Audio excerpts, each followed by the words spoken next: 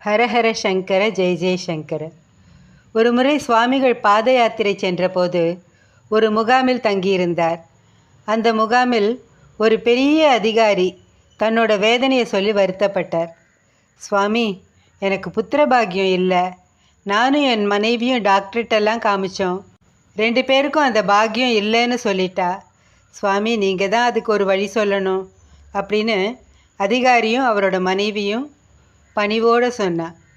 நான் சொல்கிறத செய்வியா அப்படின்னு பெரியவா கேட்டார். கண்டிப்பாக செய்கிறோம் சாமி. ஏழை குழந்தைகளை படிக்க வைங்கோ.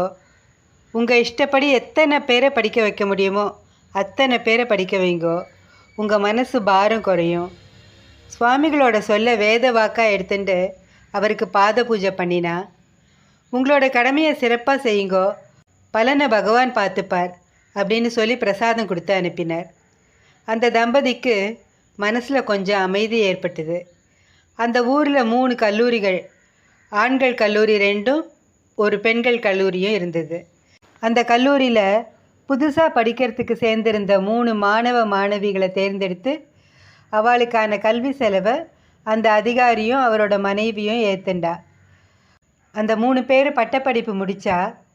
பல வருஷங்களுக்கு அப்புறம் அவளுக்கு சொந்த பெற்றோர் இருந்தால் கூட இந்த தம்பதிக்கிட்ட ரொம்ப பாசம் காமிச்சா, ஆசையாக பழகினா, பெத்த குழந்தைகளை விட அதிகமாக நேசிச்சா.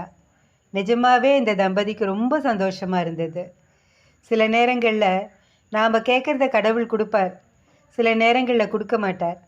வாழ்க்கையில் என்ன நடந்தாலும் அதை அப்படியே ஏற்றுக்கிற மனப்பக்குவத்தை நாம் தான் வளர்த்துக்கணும். ஒருவேளை நாம் ஆசைப்பட்டது நமக்கு கிடைக்கலன்னா அதுக்கு பின்னாடியும் ஒரு நல்லது இருக்கும்னு புரிஞ்சுட்டா வாழ்க்கையில் எதுக்காகவும் கவலைப்பட மாட்டோம். பிரச்சனைகளுக்கு மகா பெரியவர் அறிவுரை உபதேசம் மட்டும் சொல்கிறதில்ல, அதுக்கான தீர்வையும் கொடுக்குறாருங்கிறது தான் ரொம்ப பெரிய விஷயம். அது நம்மளோட பாக்கியம். அவர் பாதார விந்தங்களை வணங்கி வழிபடுவோம். ஹரஹர சங்கர ஜெய ஜெய சங்கர. காஞ்சி சங்கர காமகோட்டி சங்கர.